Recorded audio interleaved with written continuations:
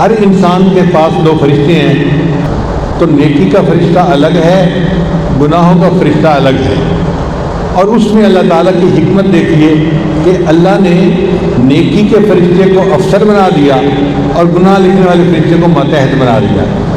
اب بندہ نیکی کا ارادہ کرتا ہے تو نیکی والا فرشتہ فوراً ایک نیکی لکھ لیتا ہے۔ بندے نے نیکی کی نہیں ہے، ارادہ کیا میں مسجد میں جا کے نماز پڑھوں گا، ارادہ ہے، نیکی لکھی گئی۔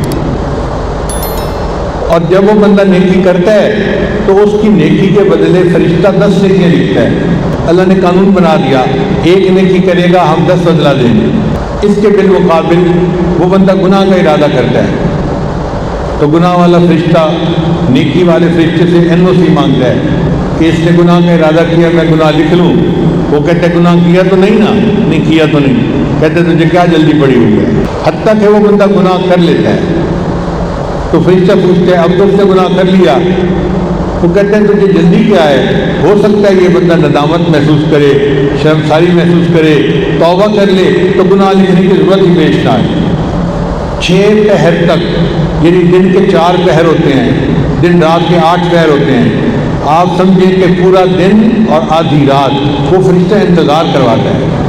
اگر وہ بندہ 6 پہر تک توبہ نہیں کرتا تب وہ NOC دیتے ہیں اچھا بھی لکھ لے، تو تب گناہ لکھا جاتا ہے۔ تو گناہ کتنی مشکل سے انٹر کیا جاتا ہے اور نیکی فوراً لکھ دی جاتی ہے۔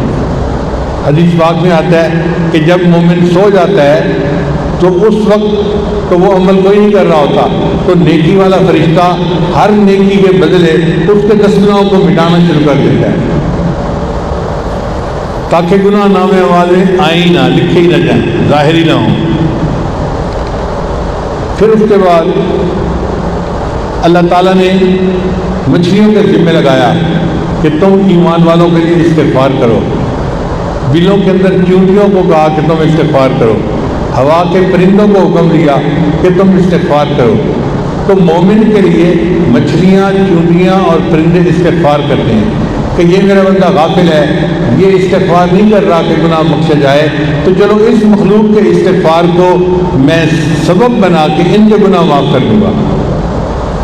دیکھو یہ آؤٹ آف دی وے جا کے فیور ہے یا نہیں ہے؟ اللہ کے لیے تو کوئی چیز آؤٹ آف دی وے نہیں ہے، سمجھنے کے لیے بات کر رہے ہیں کہ اللہ تعالیٰ کی رحمت تلی ہوئی ہے، میں نے بندوں کے گناہ معاف کرنے ہیں، تو اللہ نے مخلوق کو لگا دیا کہ تم استغفار کرو، اور میں کہوں گا یہ استغفار کر رہے ہیں میرے اس بندے کے لیے، چلو میں بندے کے گناہ معاف کر دیتا ہوں۔